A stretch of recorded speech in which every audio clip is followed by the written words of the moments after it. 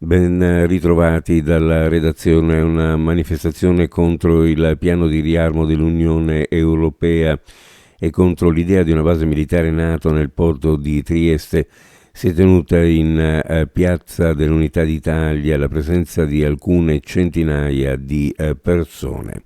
Un piano di riarmo che è stato definito dai relatori e elaborato senza alcuna discussione nel Parlamento europeo e in quelli nazionali, che significherà ulteriori tagli alla spesa sociale, salute, istruzione, trasporti, ricerca pubblica, sostegno ai settori industriali in crisi, risorse per le comunità locali e per le politiche ambientali.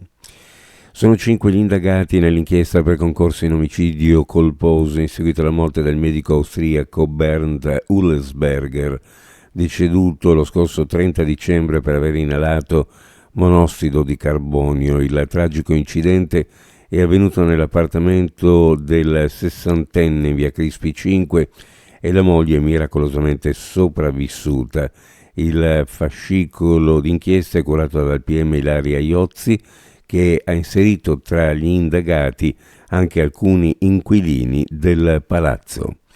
Cittadini sentinella per rendere la città più sicura. Fratelli d'Italia lancia una mozione per istituire il controllo di vicinato, seguendo l'esempio di altre città italiane come Venezia, Treviso o Ravenna, dove i gruppi di controllo di vicinato sono attivi da anni.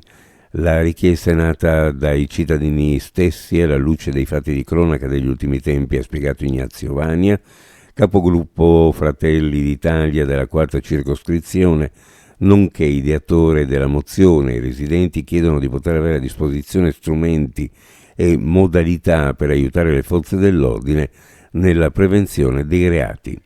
L'ex Crencafè torna ufficialmente alla città con il nome del suo storico fondatore.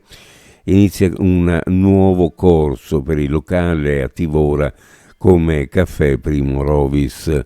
L'inaugurazione ufficiale ieri è stata accolta da tantissimi triestini che aspettavano da tempo di poter rientrare in quel bar frequentato da intere generazioni e dove molti hanno ritrovato i sapori di una volta, la classica tazzina, ma soprattutto gli amati frappè.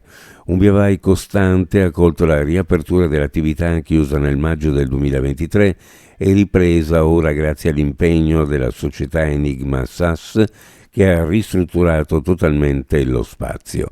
Opere consistenti che hanno portato a trasformare l'ambiente per renderlo più arioso, accogliente e funzionale.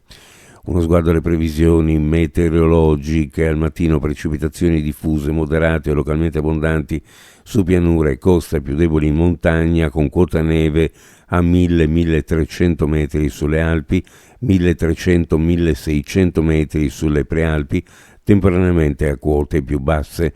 Nel pomeriggio cielo nuvoloso con maggiori schiarite sulla costa, ma possibile ancora qualche rovescio o temporale sparso. Temperature minime in pianura fra 6 e 9 gradi, sulla costa fra 7 e 10, ovunque le temperature massime fra gli 11 e 14 gradi centigradi.